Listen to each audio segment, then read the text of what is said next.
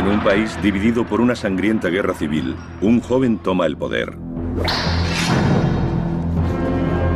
En su lengua nativa es llamado Drácula.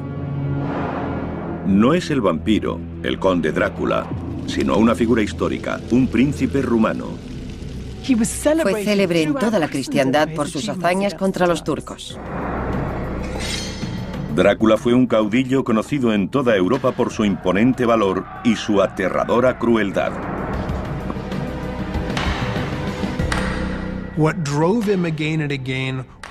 Lo que le empujaba una y otra vez era su necesidad de supervivencia, una necesidad de afirmación y el impulso de torturar.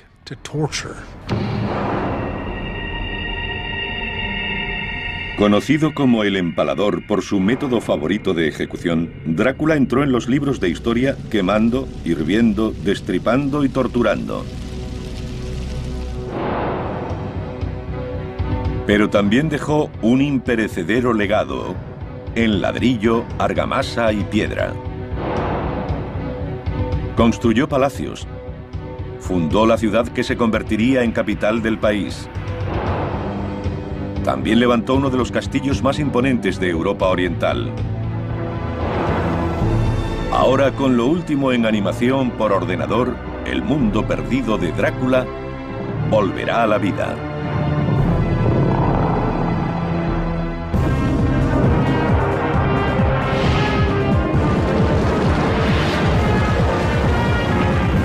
Mundos perdidos. El auténtico Drácula. Transilvania, una región en los confines de Europa. Dominada por grandes montañas, está envuelta en misterio y leyendas. La versión romántica del país, los castillos en ruinas, la leyenda del vampiro, nos la hemos tenido que inventar porque no sabemos suficiente sobre la realidad. Hoy Transilvania es una región de Rumanía.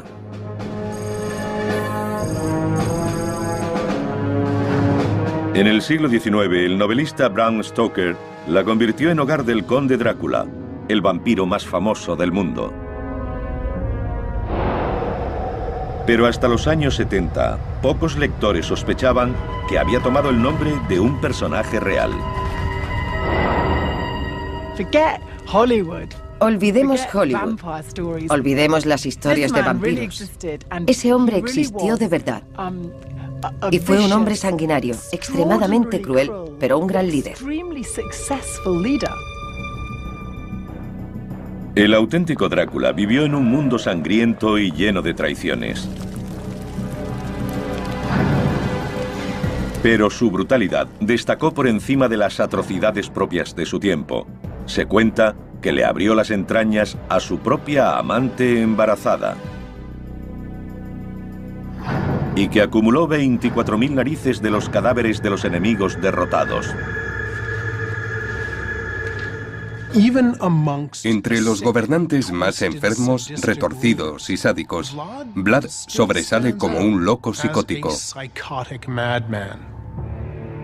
Vlad Drácula es un enigma, una figura cuyos actos siguen siendo controvertidos hoy. ¿Un guerrero decidido o un loco? Yo diría que fue un hombre de su tiempo y que cometió aquellos actos para sobrevivir. Ahora nuestro equipo de expertos intentará descubrir un mundo perdido casi por completo.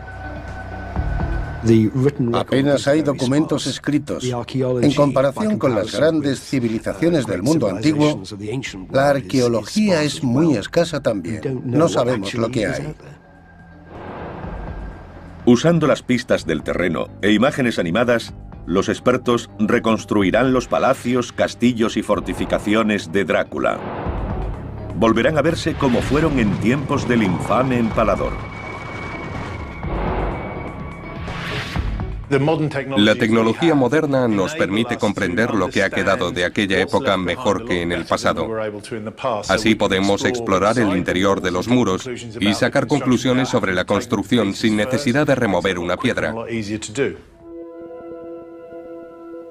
La ruta comienza en el lugar de nacimiento de Vlad. una pintoresca ciudad fortificada llamada Sigisoara en el corazón de Transilvania. Los investigadores comienzan obteniendo pistas en una de las casas más antiguas de Sigisoara. En esta casa nació en 1431 el príncipe Vlad, el empalador, Drácula. Pero mucho ha cambiado desde el siglo XV. Probablemente fue un edificio de una sola planta. Lo que tenemos detrás es un añadido del siglo XVII. No está como en la época de Vlad.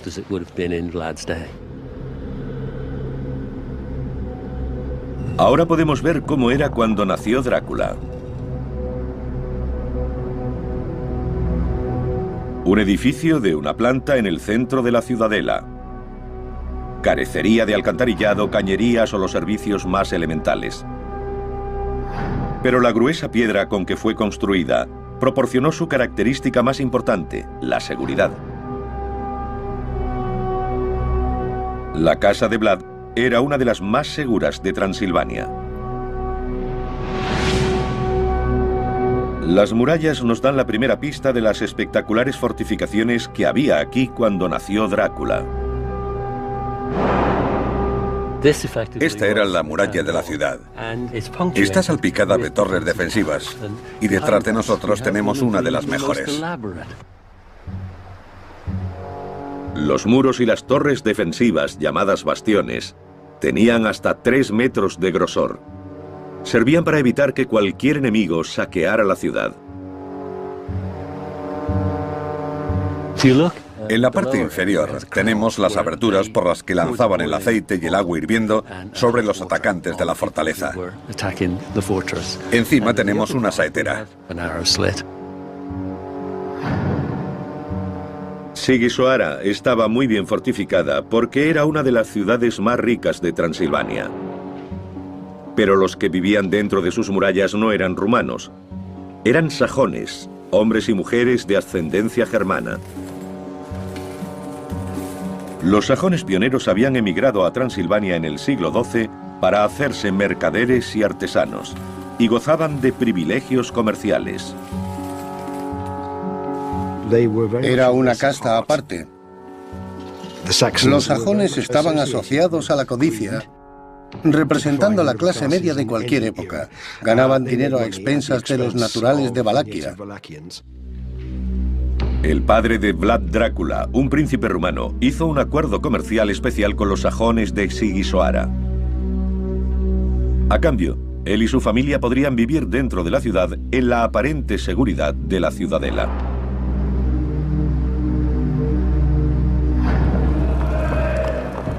Pero en 1447 el padre de Drácula fue asesinado por un clan rival que tomó el trono de Valaquia, una provincia del sur de Rumanía.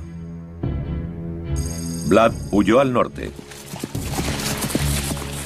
pero juró regresar. Uno de los lugares donde residió fue el espectacular castillo de Bran. Hoy los turistas llegan al castillo pensando que fue el hogar del conde Drácula, el malvado retratado en la novela de Bram Stoker.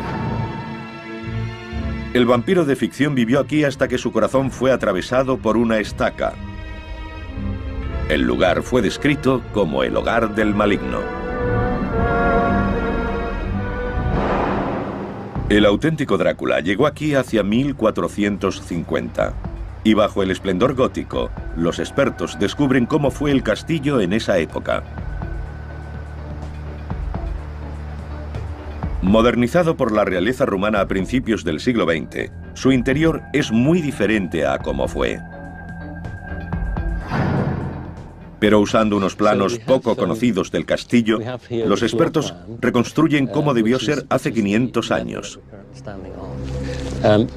The tower that you were telling me about, this is actually this one behind us. Exactly, the round tower. But the strategic use of this tower, this was the gunpowder tower. Yeah. The gunpowder tower, yeah.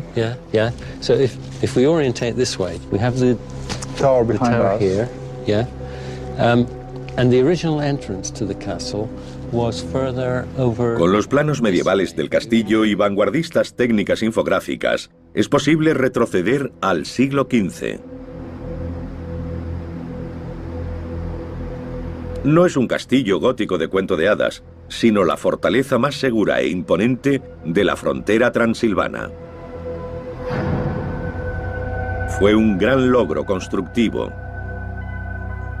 El entorno no es muy propicio para el transporte por tierra, por lo que acarrear los materiales debió ser una ardua tarea, y una vez aquí habría que subirlos.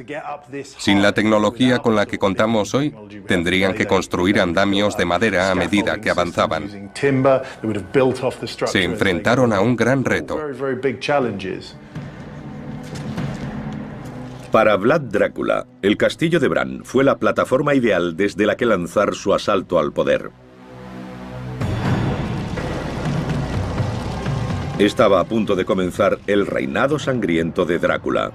Para consolidar su dominio, se embarcaría en uno de los mayores programas de construcción de la historia de su país.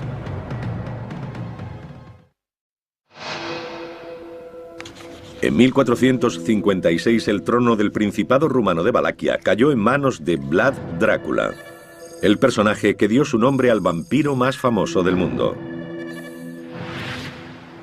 Un equipo de investigadores intenta desvelar ese mundo perdido.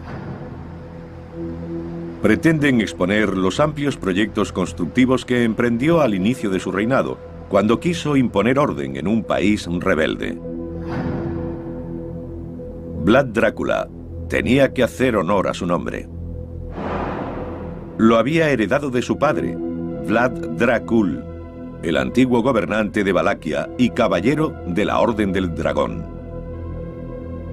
El dragón formaba parte del emblema de la familia. Draculea era el hijo de Vlad Dracul, y también hay una relación con Drácula, que significa diablo. Siguiendo la tradición, Drácula, el hijo del diablo, hace de Tergoviste su capital.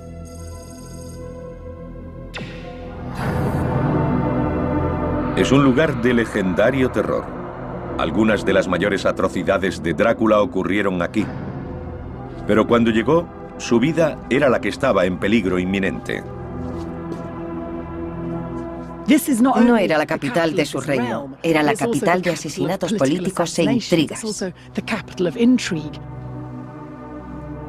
Esperaba ser asesinado.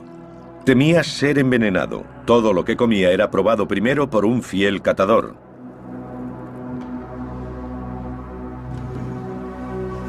Príncipes rivales, llamados boyardos, dominaban tradicionalmente la política en Valaquia. Pensar que podían hacer cualquier cosa para deshacerse de él le obligó a defenderse. Se trataba de matar o de morir. Durante generaciones, los terratenientes de Valaquia habían cambiado constantemente su lealtad. Y para conservar el poder, Vlad debía deshacerse de los boyardos. La aversión de Vlad hacia esa aristocracia también era hondamente personal. Su padre había sido asesinado por los boyardos y él era un hombre inclinado a la venganza. Tenían una cuenta pendiente con ellos. Pero antes de que Drácula pudiera deshacerse de sus enemigos, necesitaba protección. Las actuales ruinas albergan rastros de un enorme proyecto de construcción llevado a cabo hace más de 500 años. Todo formaba parte de un astuto plan para forjar una imagen de poder, la imagen de control absoluto, la impresión de que era un gran líder, el poderoso caudillo de Valaquia. El palacio de Tergoviste empezó a construirse en tiempos del abuelo de Drácula. En época de su padre se añadió un foso defensivo de 18 metros de ancho. Pero Drácula quiso construir un complejo que superara a todo lo anterior. El gran salón se reedificó para abarcar una vasta zona de 300 metros cuadrados, y una imponente torre vigía daba a Drácula una vista panorámica de su territorio. El complejo palaciego estaba rodeado de murallas de 1,5 metros de espesor. Los enormes sótanos debajo del gran salón revelan la escala de la ambición de Vlad. Aquí tenemos un enorme espacio que se creó mediante la construcción de sótanos abovedados. Los arcos son típicos de la técnica llamada bizantina. Se construían usando un armazón o molde de madera. Los ladrillos se disponían a su alrededor. Fue una proeza que debía ser supervisada por un maestro de obras. Su vida dependía de hacerlo bien. Cuando se retiraba el armazón de madera de un arco, el maestro tenía que estar debajo y ser el primero en probar si estaba bien construido. Si la estructura se desmoronaba, caería sobre él. Aunque quedan pocas pistas, algunos siguen creyendo que los sótanos albergaron no solo las provisiones de palacio, sino también algunos oscuros secretos, como las cámaras de tortura de Vlad. Restaurada en el siglo XIX, esta torre fue quizá la característica más sorprendente que Vlad Drácula añadió a Tergoviste. Con una base de piedras y plantas superiores de ladrillo, se alzaba más de 20 metros y proporcionaba una posición dominante. Una vez terminado, el palacio contaba con una serie de barreras defensivas. Como posición defensiva, fue una construcción bien dispuesta. Se podían ir defendiendo hacia atrás. Había una serie de obstáculos que superar. Una vez superado el primero, el enemigo se hallaba en el foso y era atacado desde arriba. Cuando se había superado el segundo obstáculo, seguían disparando desde la torre. Podemos imaginar el alto costo en vidas para los atacantes. Con Tergoviste transformada en una sede prácticamente inexpugnable, Drácula empezó a exterminar a sus enemigos boyardos. Demostró una crueldad que se convertiría en legendaria. No hay duda de que la única forma de deshacerse de los boyardos y de consolidar su poder era matándolos a todos. El domingo de resurrección de 1457, Drácula cometió una de sus más infames atrocidades. Tendió una trampa a los boyardos, invitándolos a comer en el gran salón. Vlad les preguntó deliberadamente cuántos señores habían tenido en un periodo de 50 años. Nadie pudo contestarle porque eran muchos. La razón es que habían sido derrocados por la fuerza por los boyardos. Era la respuesta que Vlad quería. Se habían condenado solos. Según la leyenda, hizo empalar a 500 de ellos.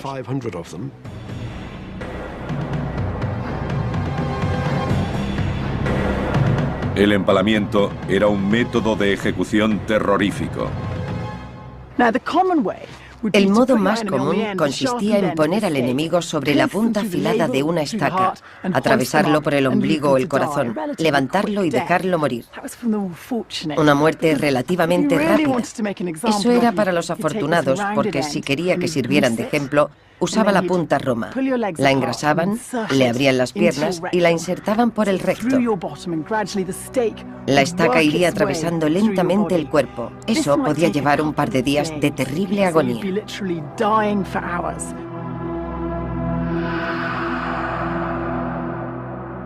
Tergoviste estaba plagado de los cuerpos empalados de muertos y moribundos. Pero Drácula no mató a todos rápidamente. A algunos les tenía reservada una muerte más productiva. Y aquí, en esta inaccesible cima en la frontera de Transilvania, fueron obligados a construir una fortaleza que es el auténtico castillo de Drácula. Un lugar que serviría como refugio de Vlad en una próxima campaña de terror.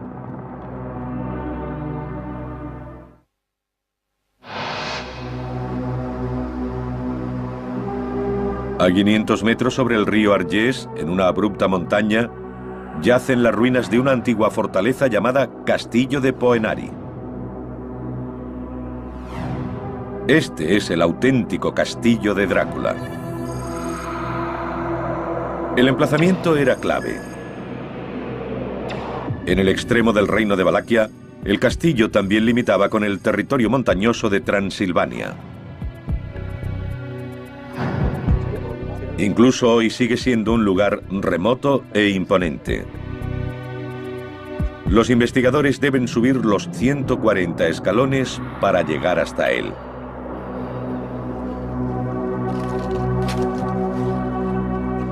Dentro de estas ruinas hay importantes pistas arqueológicas que les ayudarán a devolver la vida al castillo. Para un príncipe con ansias de poder absoluto, era una excelente posición estratégica.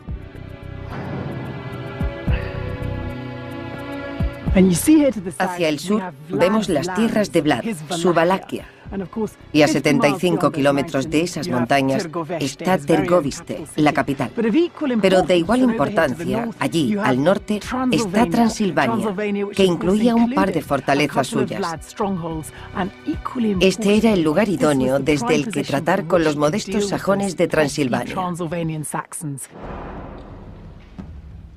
Transilvania es hogar de ricos comerciantes sajones cuyos contubernios amenazan el poder de Vlad Drácula.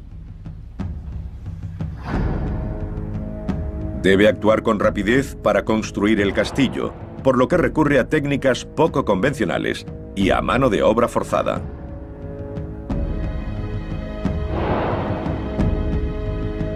La construcción comenzó alrededor de la torre vigía, que databa de la época de su abuelo.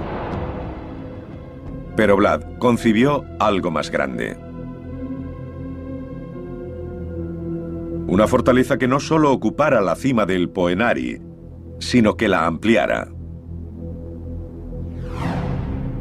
Las pistas de su ejecución están presentes en los muros en ruinas que siguen rodeando el castillo. Le dan su extraño aspecto de dos tonos, con ladrillo rojo encima de una base de piedra gris. Es una estructura poco habitual por la combinación de la piedra y el ladrillo. Esperaba verlo todo hecho de piedra. Quizá fue más fácil construirlo en ladrillo. Debió ser mucho más rápido. Aunque están en la estrecha cima de una montaña, estos muros tienen 3 metros de grosor.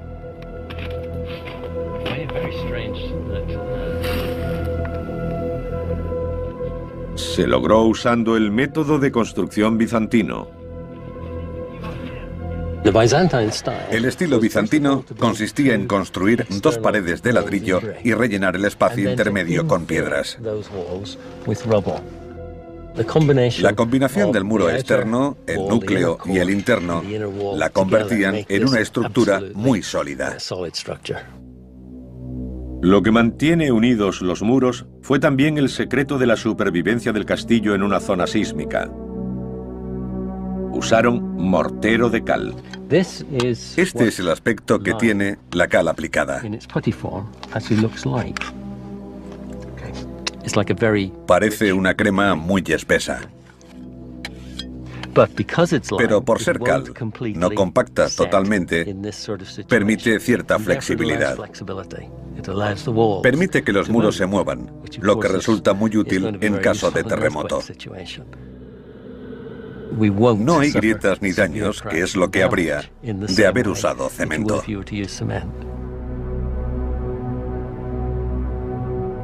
Aunque afectados por numerosos y violentos terremotos, aún se conservan muchos de los muros del castillo de Drácula. Fueron construidos con mano de obra forzada, nobles librados del empalamiento durante la matanza del Domingo de Resurrección en Tergoviste.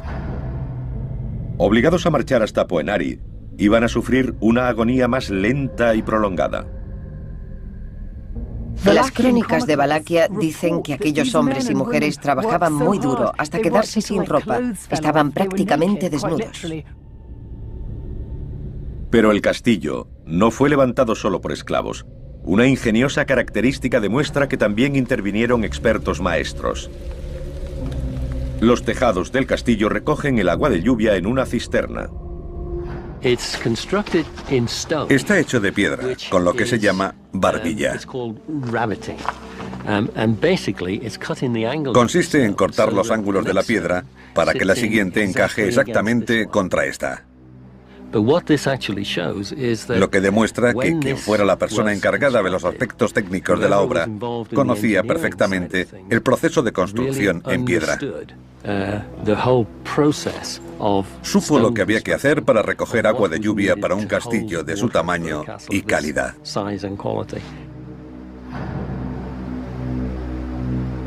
Todo lo necesario para construir el castillo de Drácula estaba disponible en el valle fluvial inferior. Había arena para el mortero, gravilla y piedras pequeñas para el relleno del muro bizantino. También había grandes piedras que formaron la base del castillo. Incluso los ladrillos se hicieron aquí. Este fue el espectacular resultado. Una vez terminado, el castillo abarcaba toda la cima, cubriendo casi 50 metros de longitud. Un nido de águilas. El castillo de Drácula ofrecía una excelente seguridad y el control de un paso estratégico entre las montañas. Pero al otro lado de la frontera, en Transilvania, los problemáticos comerciantes sajones tramaban una conspiración contra él. Para proteger sus beneficios, apoyaron a un rival que pretendía el trono de Vlad.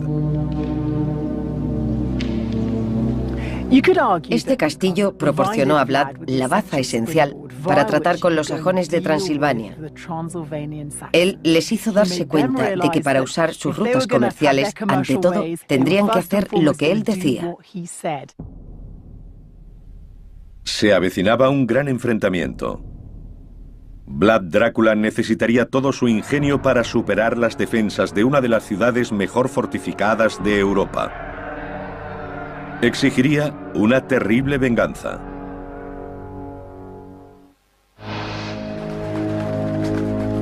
Las crónicas germanas dicen que en 1459 el príncipe rumano Vlad Drácula se embarcó en una campaña de terror. Fue tan salvaje que nadie olvidaría nunca su nombre.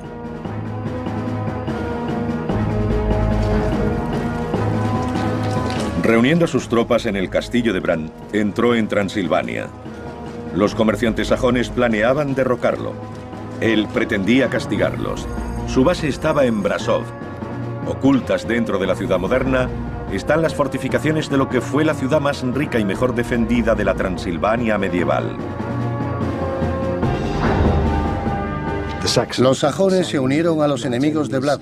Eran poco fiables y extranjeros. En su opinión, obraba injusticia. Hoy la pintoresca ciudad ofrece pocas pistas de los sangrientos acontecimientos que se desarrollaron hace 5 siglos y medio. El ataque de Vlad sobre Brasov no fue fácil. Las defensas de la ciudad eran formidables. Un enorme muro de casi 5 metros de grosor en algunos lugares rodeaba toda la ciudad sajona. Había bastiones a intervalos regulares. De este se encargaba el gremio de tejedores. Esta es una de las fortificaciones más importantes que ha sobrevivido, casi intacta. En cuanto a la arquitectura y la forma, es extremadamente importante para el entendimiento de los sistemas defensivos de principios del siglo XV. Se construyó una galería de madera de varios niveles contra el interior del muro. Aquí vemos un trabajo en roble de altísima calidad. Ahora todo está cubierto de nieve, pero debajo hay tejados de madera. Los muros externos disponen de aspilleras horizontales y saeteras. Más tarde serían usadas para cañones y mosquetes. Los sajones creían que estaban a salvo dentro de sus imponentes fortificaciones, pero subestimaron la astucia de Drácula. Vlad había crecido en una ciudad sajona. Conocía sus métodos de combate. Sabía que un asalto frontal estaba condenado al fracaso. Tomó Brasov por sorpresa, atacando de noche y saqueando los alrededores antes de que sus habitantes pudieran refugiarse tras sus murallas. Todos los apresados murieron empalados en las colinas circundantes. Según relatos sajones de la época, perecieron a millares.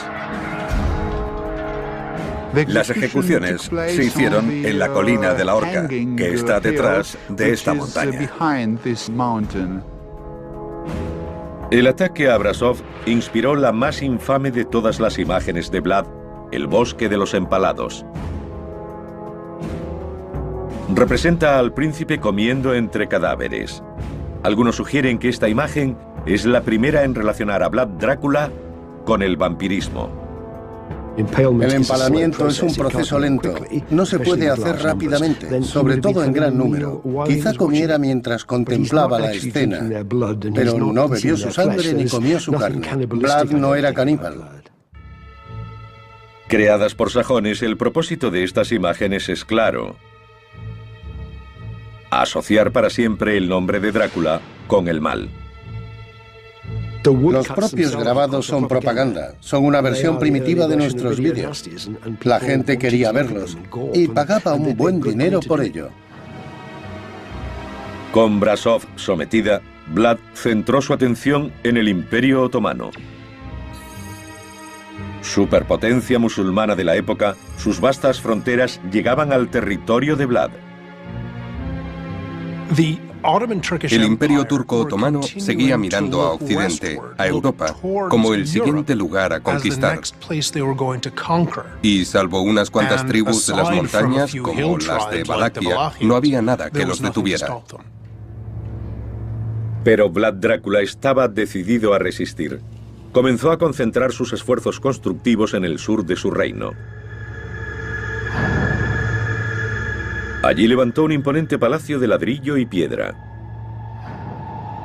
500 siglos lo habían condenado al olvido, hasta ahora. Oculto bajo las calles de Bucarest está el mundo secreto de esta gran residencia. Estos antiguos muros esconden pruebas de glorias pasadas que pocos saben que existieron. Siempre pensamos en Vlad defendiéndose y atacando, pero no olvidemos que fue un hombre con un gran olfato comercial, y esta era una importante ruta económica. Vlad sabía que los turcos podían amenazar en cualquier momento estas rutas comerciales. Construyó el palacio rápidamente, con los mejores especialistas disponibles. Recurrió a canteros de Transilvania y a unos 1000 trabajadores para asegurarse de que se hiciera tan rápido como fuera posible. Las excavaciones en estos túneles revelan una construcción de diseño compacto, nacido de una urgente necesidad. Era una fortaleza funcional, en lugar de un palacio exótico. Gobernantes posteriores lo reconstruirían y ampliarían, pero ocultas en los cimientos quedan pistas de su historia.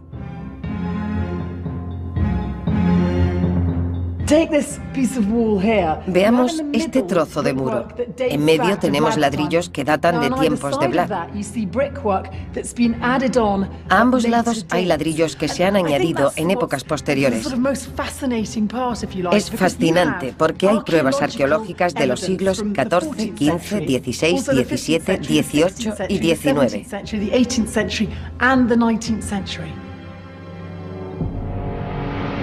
Ahora, con las imágenes animadas basadas en el detectivesco trabajo arqueológico, se puede volver a ver el palacio original de Drácula. Fue una imponente fortaleza y habría servido como un baluarte esencial para la frontera meridional de Vlad. Drácula imponía su voluntad con mano de hierro sobre Valaquia, pero su mayor enemigo, el Imperio Otomano, esperaba en la frontera. El sanguinario tirano necesitaba transformarse en el heroico defensor de la Europa cristiana. Y se pondrían a prueba las fortificaciones que había construido.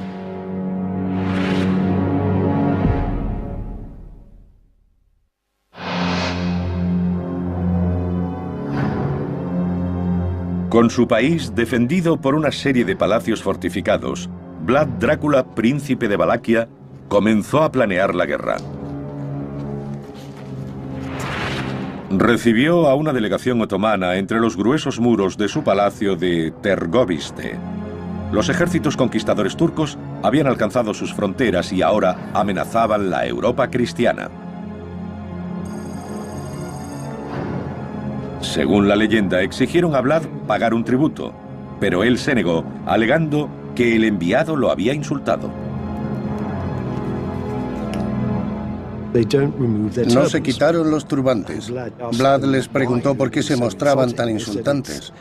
Ellos dijeron que tenían por costumbre no quitárselos. Ordenó que no pudieran hacerlo nunca clavándoselos en la cabeza.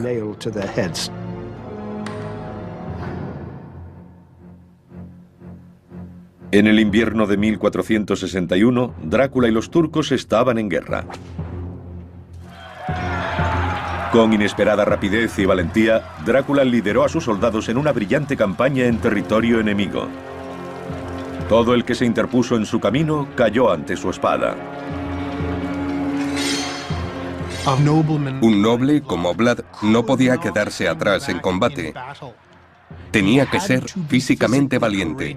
De otra forma no era nadie.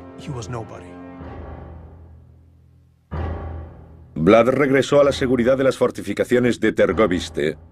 En 1462 escribió a los reinos vecinos pidiendo ayuda a sus colegas cristianos. Con un despacho envió una demostración de su proeza militar. 23.884 narices cortadas de las caras de sus enemigos. El sultán turco Mehmed, también fiero general, se dispuso a encontrarse con él en combate. Su ejército triplicaba en número al de Vlad. Aunque Tergoviste tenía formidables defensas, Vlad sabía que el palacio no podría soportar un asedio prolongado. El modo de superar posiciones defensivas como esa era a través de la intriga, pagando a alguien para que abriera las puertas, o sitiándolo hasta la inanición. Son una buena respuesta si todo lo que temes es que alguien llame a tu puerta durante unas pocas semanas, pero ya no es tan bueno estar escondidos aquí 3 años. Vlad se ve obligado a cambiar de táctica y sale al encuentro. Mehmed era un maestro de la guerra psicológica, pero se encontró con un soldado más potente psicológicamente hablando. Vlad usó despiadadas tácticas de guerra de guerrillas. Permaneció en los frondosos bosques rumanos, saliendo para atacar rápida y brutalmente, desapareciendo después. Para Vlad era como ser un gran tiburón. Si te quedas quieto, mueres. Los turcos avanzaban y Vlad usó todas las tácticas concebibles para minar su moral. Atacó por la noche, envenenó sus pozos, quemó sus cosechas, incluso pagó a enfermos para infiltrarse en las filas turcas y contagiarles infecciones.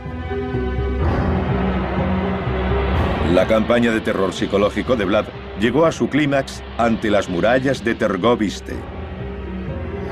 Cuando abandonó su palacio, dejó atrás una visión que perseguiría al sultán el resto de su vida. Dio lugar al apodo turco de Vlad. Le llamaron Casikli Bey, el señor empalador. Mehmed, que era un hombre terriblemente cruel, se dio la vuelta.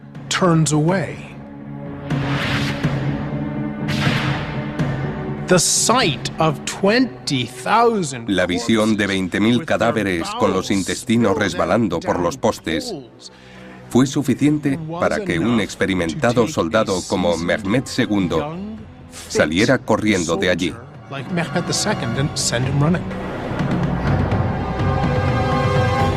El traumatizado sultán regresó a su país dejando que otros lucharan con Drácula.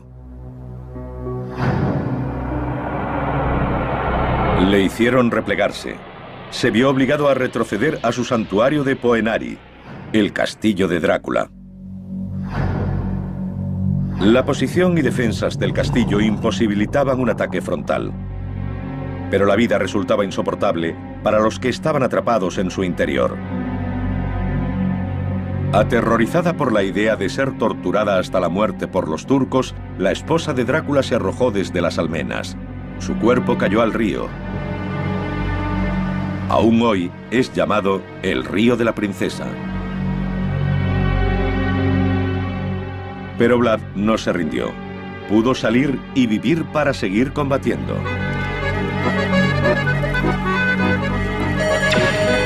En el pueblo de Arefu, a pocos kilómetros del castillo, los expertos descubrieron una pieza de folclore relacionada con la audaz fuga de Drácula. Stimați oaspeți, cu permisiunea dumneavoastră, Los lugareños se enorgullecen de haber ayudado a dar forma a la historia. Ayudaron a engañar a los turcos. Desarrollaron un plan gracias al cual quitaron las herraduras a los caballos y se las volvieron a poner al revés. Después hicieron que Vlad condujera a los caballos en la oscuridad de la noche. Cuando los turcos vieron las huellas, pensaron que había entrado en el castillo, pero había abandonado el castillo sin ellos saberlo.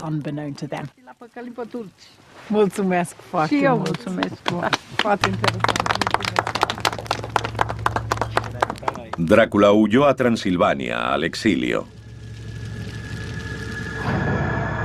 10 años después, regresó y reclamó su trono.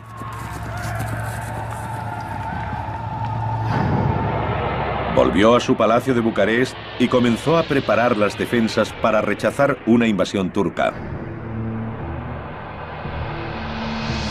Pero su reinado terminó antes de empezar. La muerte de Vlad está rodeada de misterio. Es casi seguro que murió en combate, pero no sabemos si fue en el fragor de la batalla o si cayó asesinado. Personalmente, creo en el asesinato. El folclore local dice que fue enterrado aquí, en la bella isla monasterio de Snagov. En su día rodeado de murallas de piedra, el monasterio fue usado posteriormente como prisión. Los traidores de alto rango eran traídos aquí y dicen que la isla está plagada de huesos humanos. Hoy el monasterio es un lugar de peregrinación para los fans de Drácula. Se dice que su cuerpo yace en una tumba en el altar, pero que su cabeza fue cortada y enviada al sultán como prueba de su muerte.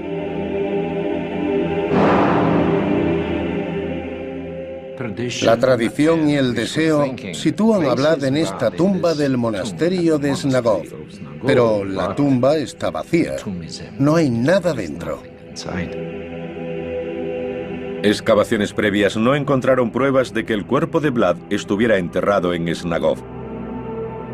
Su última morada es un misterio.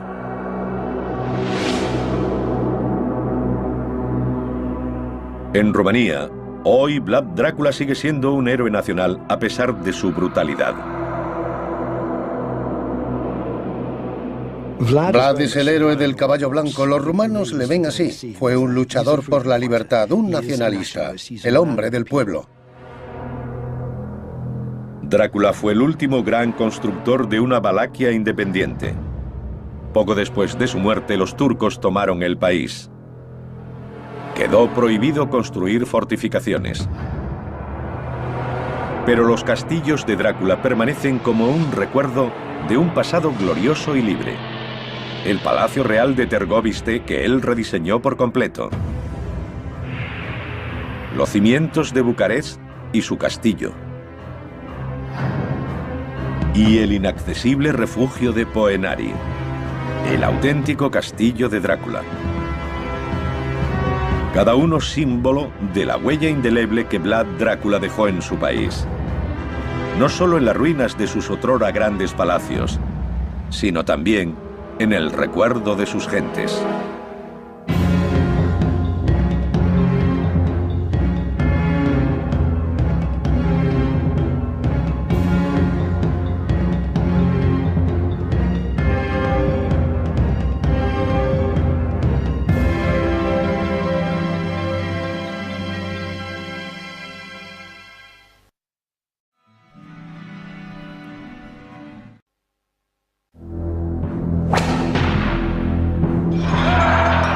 un país dividido por una sangrienta guerra civil, un joven toma el poder. En su lengua nativa es llamado Drácula. No es el vampiro, el conde Drácula, sino una figura histórica, un príncipe rumano. Fue célebre en toda la cristiandad por sus hazañas contra los turcos. Drácula fue un caudillo conocido en toda Europa por su imponente valor y su aterradora crueldad.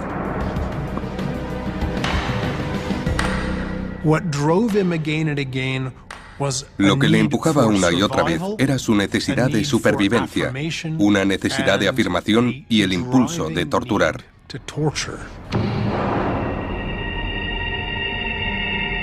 Conocido como el empalador por su método favorito de ejecución, Drácula entró en los libros de historia quemando, hirviendo, destripando y torturando. Pero también dejó un imperecedero legado en ladrillo, argamasa y piedra. Construyó palacios. Fundó la ciudad que se convertiría en capital del país. También levantó uno de los castillos más imponentes de Europa Oriental. Ahora, con lo último en animación por ordenador, el mundo perdido de Drácula volverá a la vida.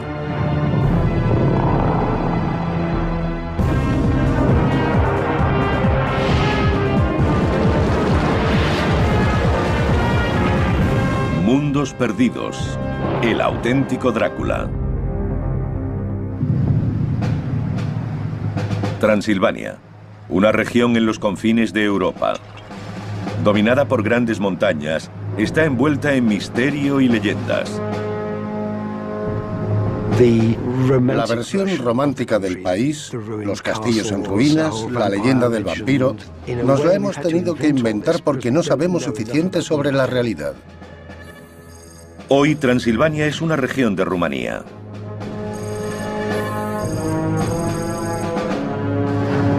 En el siglo XIX, el novelista Bram Stoker la convirtió en hogar del conde Drácula, el vampiro más famoso del mundo. Pero hasta los años 70, pocos lectores sospechaban que había tomado el nombre de un personaje real. Olvidemos Hollywood. Olvidemos las historias de vampiros. Ese hombre existió de verdad. Y fue un hombre sanguinario, extremadamente cruel, pero un gran líder. El auténtico Drácula vivió en un mundo sangriento y lleno de traiciones. Pero su brutalidad destacó por encima de las atrocidades propias de su tiempo. Se cuenta que le abrió las entrañas a su propia amante embarazada. Y que acumuló 24.000 narices de los cadáveres de los enemigos derrotados. Entre los gobernantes más enfermos, retorcidos y sádicos, Vlad sobresale como un loco psicótico. Vlad Drácula es un enigma, una figura cuyos actos siguen siendo controvertidos hoy. ¿Un guerrero decidido o un loco? Yo diría que fue un hombre de su tiempo y que cometió aquellos actos para sobrevivir. Ahora nuestro equipo de expertos intentará descubrir un mundo perdido casi por completo. Apenas hay documentos escritos. En comparación con las grandes civilizaciones del mundo antiguo, la arqueología es muy escasa también. No sabemos lo que hay. Usando las pistas del terreno e imágenes animadas, los expertos reconstruirán los palacios, castillos y fortificaciones de Drácula. Volverán a verse como fueron en tiempos del infame empalador. La tecnología moderna nos permite comprender lo que ha quedado de aquella época mejor que en el pasado. Así podemos explorar el interior de los muros y sacar conclusiones sobre la construcción sin necesidad de remover una piedra. La ruta comienza en el lugar de nacimiento de Vlad. una pintoresca ciudad fortificada llamada Sigisoara en el corazón de Transilvania. Los investigadores comienzan obteniendo pistas en una de las casas más antiguas de Sigisoara. En esta casa nació en 1431 el príncipe Vlad, el empalador, Drácula. Pero mucho ha cambiado desde el siglo XV. Probablemente fue un edificio de una sola planta. Lo que tenemos detrás es un añadido del siglo XVII. No está como en la época de Vlad.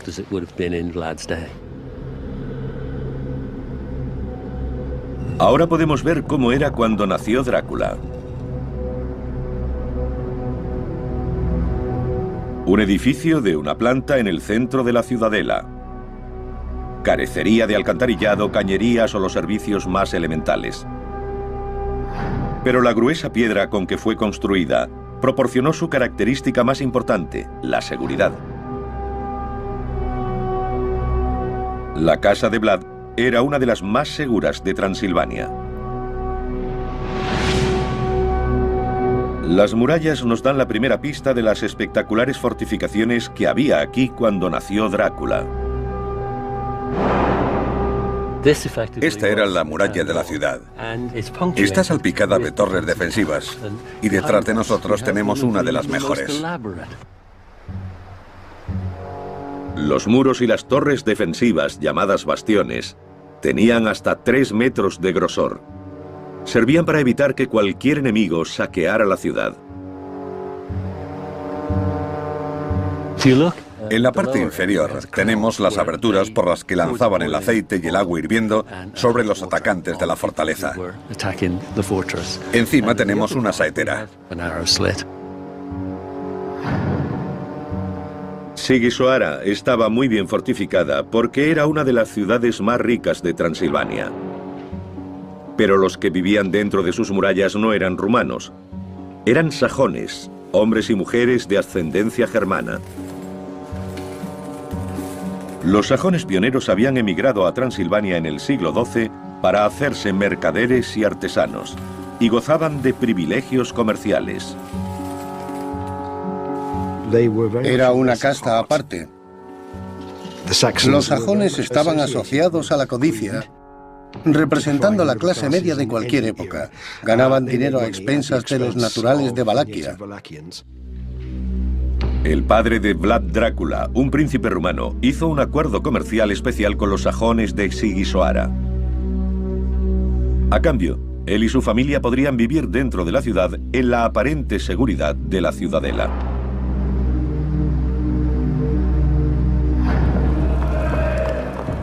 Pero en 1447 el padre de Drácula fue asesinado por un clan rival que tomó el trono de Valaquia, una provincia del sur de Rumanía. Vlad huyó al norte, pero juró regresar. Uno de los lugares donde residió fue el espectacular castillo de Bran. Hoy los turistas llegan al castillo pensando que fue el hogar del conde Drácula, el malvado retratado en la novela de Bram Stoker. El vampiro de ficción vivió aquí hasta que su corazón fue atravesado por una estaca. El lugar fue descrito como el hogar del maligno. El auténtico Drácula llegó aquí hacia 1450. Y bajo el esplendor gótico, los expertos descubren cómo fue el castillo en esa época. Modernizado por la realeza rumana a principios del siglo XX, su interior es muy diferente a como fue. Pero usando unos planos poco conocidos del castillo, los expertos reconstruyen cómo debió ser hace 500 años. The tower that you were telling me about, this one, this is actually this one behind us. Exactly, the round tower. But the strategic use of this tower, this was the gunpowder tower. Yeah. The gunpowder tower, yeah. Yeah, yeah. So if we orientate this way, we have the tower behind us here, yeah. And the original entrance to the castle Con los planos medievales del castillo y vanguardistas técnicas infográficas, es posible retroceder al siglo XV. No es un castillo gótico de cuento de hadas, sino la fortaleza más segura e imponente de la frontera transilvana. Fue un gran logro constructivo. El entorno no es muy propicio para el transporte por tierra, por lo que acarrear los materiales debió ser una ardua tarea, y una vez aquí habría que subirlos. Sin la tecnología con la que contamos hoy, tendrían que construir andamios de madera a medida que avanzaban. Se enfrentaron a un gran reto. Para Vlad Drácula, el castillo de Bran fue la plataforma ideal desde la que lanzar su asalto al poder. Estaba a punto de comenzar el reinado sangriento de Drácula. Para consolidar su dominio, se embarcaría en uno de los mayores programas de construcción de la historia de su país.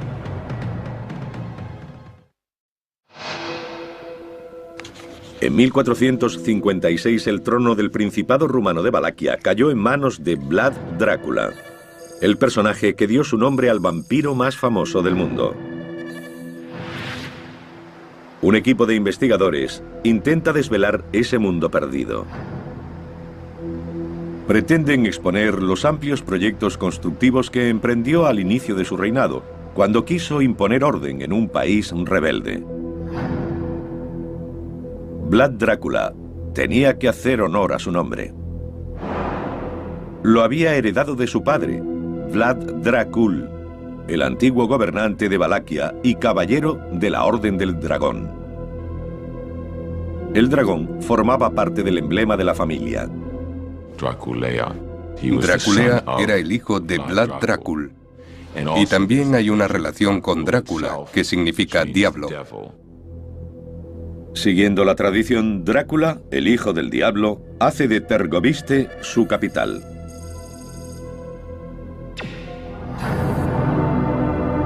Es un lugar de legendario terror. Algunas de las mayores atrocidades de Drácula ocurrieron aquí. Pero cuando llegó, su vida era la que estaba en peligro inminente. No era la capital de su reino, era la capital de asesinatos políticos e intrigas. Esperaba ser asesinado.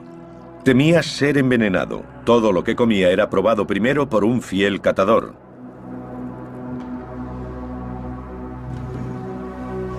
Príncipes rivales, llamados boyardos, dominaban tradicionalmente la política en Valaquia.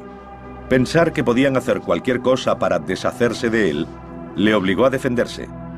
Se trataba de matar o de morir. Durante generaciones, los terratenientes de Valaquia habían cambiado constantemente su lealtad. Y para conservar el poder, Vlad debía deshacerse de los boyardos.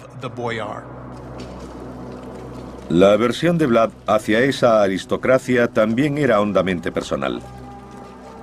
Su padre había sido asesinado por los boyardos y él era un hombre inclinado a la venganza. Tenían una cuenta pendiente con ellos. Pero antes de que Drácula pudiera deshacerse de sus enemigos, necesitaba protección. Las actuales ruinas albergan rastros de un enorme proyecto de construcción llevado a cabo hace más de 500 años. Todo formaba parte de un astuto plan para forjar una imagen de poder, la imagen de control absoluto, la impresión de que era un gran líder, el poderoso caudillo de Valaquia. El palacio de Tergoviste empezó a construirse en tiempos del abuelo de Drácula. En época de su padre se añadió un foso defensivo de 18 metros de ancho. Pero Drácula quiso construir un complejo que superara a todo lo anterior. El gran salón se reedificó para abarcar una vasta zona de 300 metros cuadrados, y una imponente torre vigía daba a Drácula una vista panorámica de su territorio. El complejo palaciego estaba rodeado de murallas de 1,5 metros de espesor. Los enormes sótanos debajo del gran salón revelan la escala de la ambición de Vlad. Aquí tenemos un enorme espacio que se creó mediante la construcción de sótanos abovedados. Los arcos son típicos de la técnica llamada bizantina. Se construían usando un armazón o molde de madera. Los ladrillos se disponían a su alrededor. Fue una proeza que debía ser supervisada por un maestro de obras. Su vida dependía de hacerlo bien. Cuando se retiraba el armazón de madera de un arco, el maestro tenía que estar debajo y ser el primero en probar si estaba bien construido. Si la estructura se desmoronaba, caería sobre él. Aunque quedan pocas pistas, algunos siguen creyendo que los sótanos albergaron no solo las provisiones de palacio, sino también algunos oscuros secretos, como las cámaras de tortura de Vlad. Restaurada en el siglo XIX, esta torre fue quizá la característica más sorprendente que Vlad Drácula añadió a Tergoviste.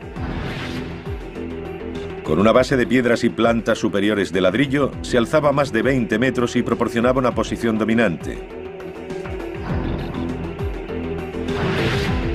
Una vez terminado, el palacio contaba con una serie de barreras defensivas.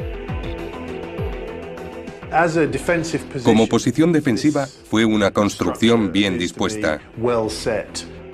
Se podían ir defendiendo hacia atrás. Había una serie de obstáculos que superar. Una vez superado el primero, el enemigo se hallaba en el foso y era atacado desde arriba. Cuando se había superado el segundo obstáculo, seguían disparando desde la torre. Podemos imaginar el alto costo en vidas para los atacantes. Con Tergoviste transformada en una sede prácticamente inexpugnable, Drácula empezó a exterminar a sus enemigos boyardos. Demostró una crueldad que se convertiría en legendaria. No hay duda de que la única forma de deshacerse de los boyardos y de consolidar su poder era matándolos a todos. El domingo de resurrección de 1457, Drácula cometió una de sus más infames atrocidades. Tendió una trampa a los boyardos, invitándolos a comer en el gran salón. Vlad les preguntó deliberadamente cuántos señores habían tenido en un periodo de 50 años. Nadie pudo contestarle porque eran muchos. La razón es que habían sido derrocados por la fuerza por los boyardos. Era la respuesta que Vlad quería. Se habían condenado solos. Según la leyenda, hizo empalar a 500 de ellos.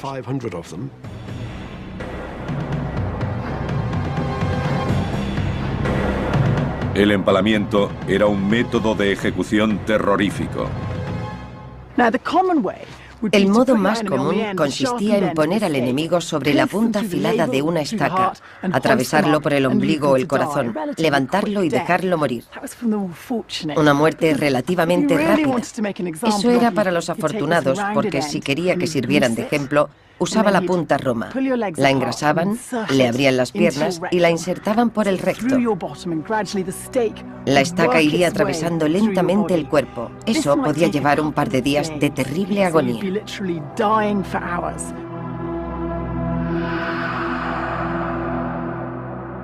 Tergoviste estaba plagado de los cuerpos empalados de muertos y moribundos. Pero Drácula no mató a todos rápidamente. A algunos les tenía reservada una muerte más productiva. Y aquí, en esta inaccesible cima en la frontera de Transilvania, fueron obligados a construir una fortaleza que es el auténtico castillo de Drácula. Un lugar que serviría como refugio de Vlad en una próxima campaña de terror.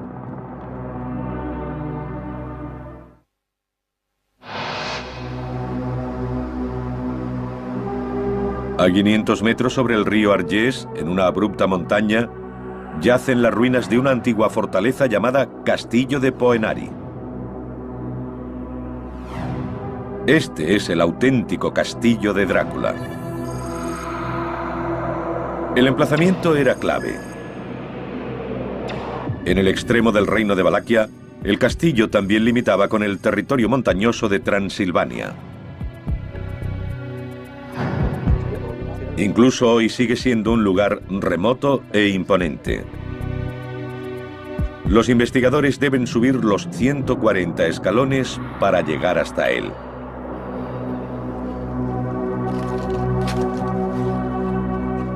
Dentro de estas ruinas hay importantes pistas arqueológicas que les ayudarán a devolver la vida al castillo. Para un príncipe con ansias de poder absoluto, era una excelente posición estratégica.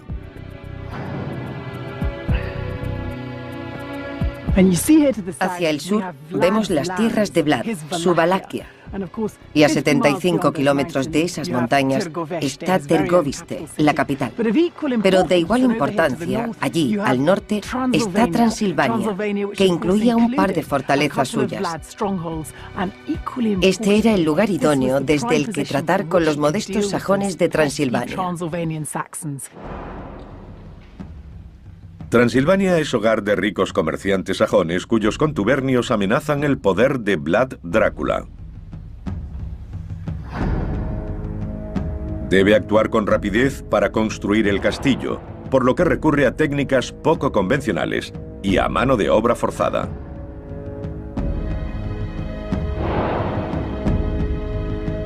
La construcción comenzó alrededor de la torre vigía, que databa de la época de su abuelo. Pero Vlad concibió algo más grande. Una fortaleza que no solo ocupara la cima del Poenari, sino que la ampliara. Las pistas de su ejecución están presentes en los muros en ruinas que siguen rodeando el castillo.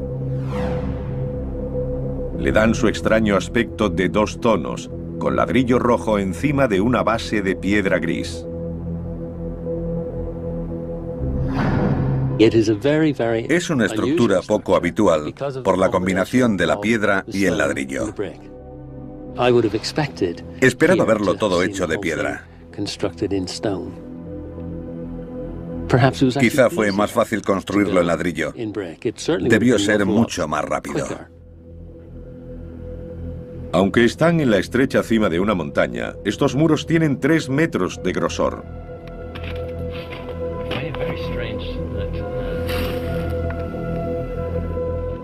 Se logró usando el método de construcción bizantino.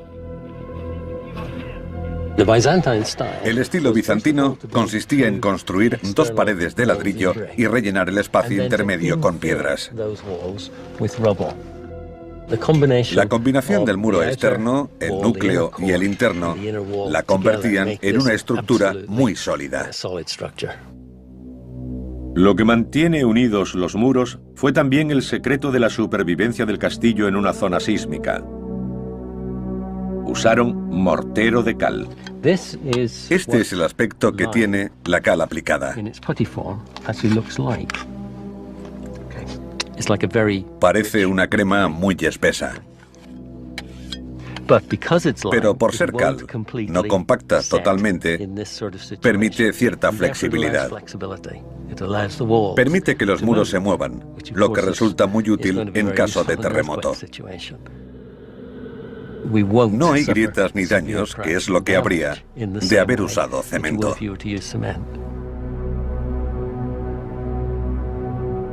Aunque afectados por numerosos y violentos terremotos, aún se conservan muchos de los muros del castillo de Drácula. Fueron construidos con mano de obra forzada, nobles librados del empalamiento durante la matanza del Domingo de Resurrección en Tergoviste. Obligados a marchar hasta Poenari, iban a sufrir una agonía más lenta y prolongada. Las crónicas de Valaquia dicen que aquellos hombres y mujeres trabajaban muy duro hasta quedarse sin ropa. Estaban prácticamente desnudos. Pero el castillo no fue levantado solo por esclavos. Una ingeniosa característica demuestra que también intervinieron expertos maestros. Los tejados del castillo recogen el agua de lluvia en una cisterna.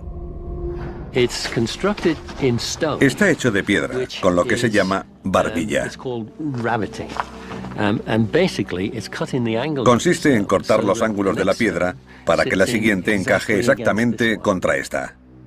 Lo que demuestra que quien fuera la persona encargada de los aspectos técnicos de la obra conocía perfectamente el proceso de construcción en piedra. Supo lo que había que hacer para recoger agua de lluvia para un castillo de su tamaño y calidad.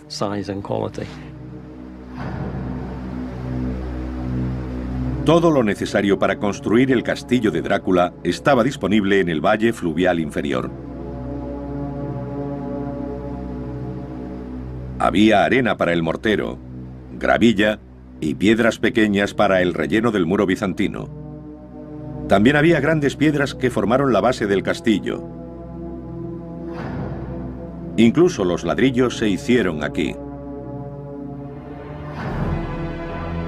Este fue el espectacular resultado. Una vez terminado, el castillo abarcaba toda la cima, cubriendo casi 50 metros de longitud. Un nido de águilas. El castillo de Drácula ofrecía una excelente seguridad y el control de un paso estratégico entre las montañas. Pero al otro lado de la frontera, en Transilvania, los problemáticos comerciantes sajones tramaban una conspiración contra él. Para proteger sus beneficios, apoyaron a un rival que pretendía el trono de Vlad.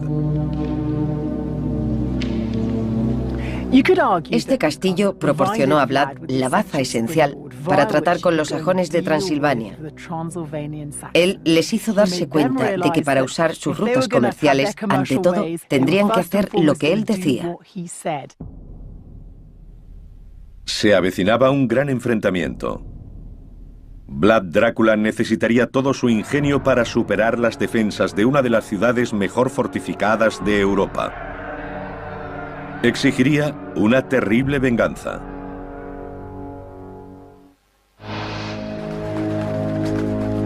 Las crónicas germanas dicen que en 1459 el príncipe rumano Vlad Drácula se embarcó en una campaña de terror. Fue tan salvaje que nadie olvidaría nunca su nombre.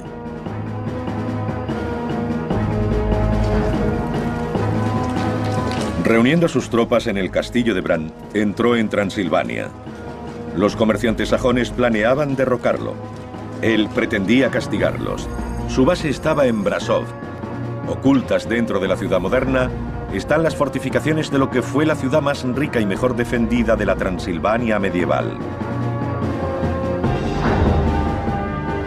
Los sajones se unieron a los enemigos de Vlad. Eran poco fiables y extranjeros. En su opinión, obraba injusticia. Hoy la pintoresca ciudad ofrece pocas pistas de los sangrientos acontecimientos que se desarrollaron hace 5 siglos y medio. El ataque de Vlad sobre Brasov no fue fácil. Las defensas de la ciudad eran formidables. Un enorme muro de casi 5 metros de grosor en algunos lugares rodeaba toda la ciudad sajona. Había bastiones a intervalos regulares. De este se encargaba el gremio de tejedores. Esta es una de las fortificaciones más importantes que ha sobrevivido, casi intacta. En cuanto a la arquitectura y la forma, es extremadamente importante para el entendimiento de los sistemas defensivos de principios del siglo XV. Se construyó una galería de madera de varios niveles contra el interior del muro. Aquí vemos un trabajo en roble de altísima calidad. Ahora todo está cubierto de nieve, pero debajo hay tejados de madera. Los muros externos disponen de aspilleras horizontales y saeteras. Más tarde serían usadas para cañones y mosquetes. Los sajones creían que estaban a salvo dentro de sus imponentes fortificaciones, pero subestimaron la astucia de Drácula. Vlad había crecido en una ciudad sajona. Conocía sus métodos de combate. Sabía que un asalto frontal estaba condenado al fracaso. Tomó Brasov por sorpresa, atacando de noche y saqueando los alrededores antes de que sus habitantes pudieran refugiarse tras sus murallas. Todos los apresados murieron empalados en las colinas circundantes. Según relatos sajones de la época, perecieron a millares. Las ejecuciones se hicieron en la colina de la Horca, que está detrás de esta montaña. El ataque a Brasov inspiró la más infame de todas las imágenes de Vlad, el bosque de los empalados. Representa al príncipe comiendo entre cadáveres. Algunos sugieren que esta imagen es la primera en relacionar a Vlad Drácula con el vampirismo. El empalamiento es un proceso lento. No se puede hacer rápidamente, sobre todo en gran número. Quizá comiera mientras contemplaba la escena, pero no bebió su sangre ni comió su carne. Vlad no era caníbal. Creadas por sajones, el propósito de estas imágenes es claro: asociar para siempre el nombre de Drácula con el mal. Los propios grabados son propaganda, son una versión primitiva de nuestros vídeos. La gente quería verlos y pagaba un buen dinero por ello. Con Brasov sometida, Vlad centró su atención en el Imperio Otomano. Superpotencia musulmana de la época, sus vastas fronteras llegaban al territorio de Vlad. El Imperio Turco Otomano seguía mirando a Occidente, a Europa, como el siguiente lugar a conquistar. Y salvo unas cuantas tribus de las montañas, como las de Valaquia, no había nada que los detuviera. Pero Vlad Drácula estaba decidido a resistir. Comenzó a concentrar sus esfuerzos constructivos en el sur de su reino. Allí levantó un imponente palacio de ladrillo y piedra. 500 siglos lo habían condenado al olvido, hasta ahora. Oculto bajo las calles de Bucarest está el mundo secreto de esta gran residencia. Estos antiguos muros esconden pruebas de glorias pasadas que pocos saben que existieron. Siempre pensamos en Vlad defendiéndose y atacando, pero no olvidemos que fue un hombre con un gran olfato comercial, y esta era una importante ruta económica. Vlad sabía que los turcos podían amenazar en cualquier momento estas rutas comerciales. Construyó el palacio rápidamente, con los mejores especialistas disponibles. Recurrió a canteros de Transilvania y a unos 1000 trabajadores para asegurarse de que se hiciera tan rápido como fuera posible. Las excavaciones en estos túneles revelan una construcción de diseño compacto, nacido de una urgente necesidad. Era una fortaleza funcional, en lugar de un palacio exótico. Gobernantes posteriores lo reconstruirían y ampliarían, pero ocultas en los cimientos quedan pistas de su historia.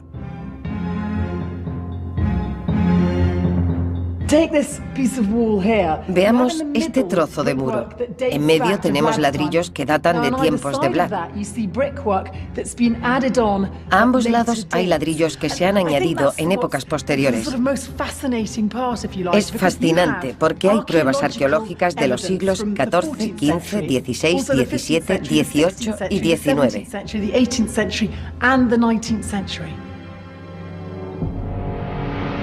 Ahora, con las imágenes animadas basadas en el detectivesco trabajo arqueológico, se puede volver a ver el palacio original de Drácula. Fue una imponente fortaleza y habría servido como un baluarte esencial para la frontera meridional de Vlad. Drácula imponía su voluntad con mano de hierro sobre Valaquia, pero su mayor enemigo, el Imperio Otomano, esperaba en la frontera. El sanguinario tirano necesitaba transformarse en el heroico defensor de la Europa cristiana. Y se pondrían a prueba las fortificaciones que había construido.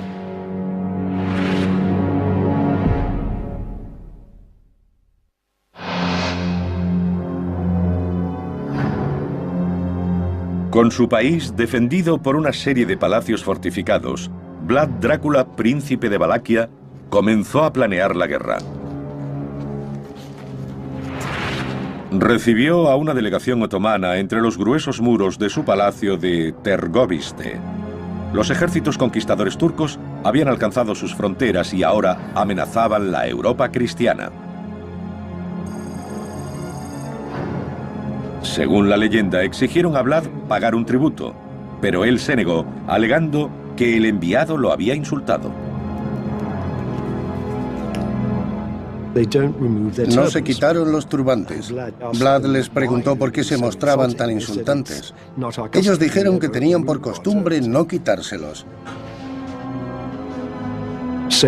Ordenó que no pudieran hacerlo nunca clavándoselos en la cabeza.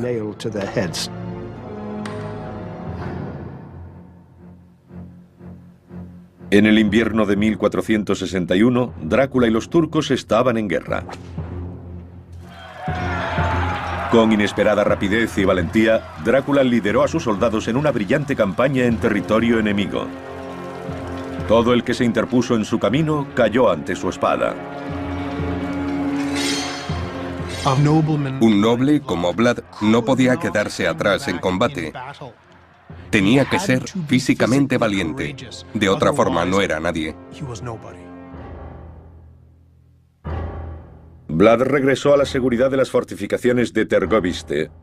En 1462 escribió a los reinos vecinos pidiendo ayuda a sus colegas cristianos. Con un despacho envió una demostración de su proeza militar. 23.884 narices cortadas de las caras de sus enemigos.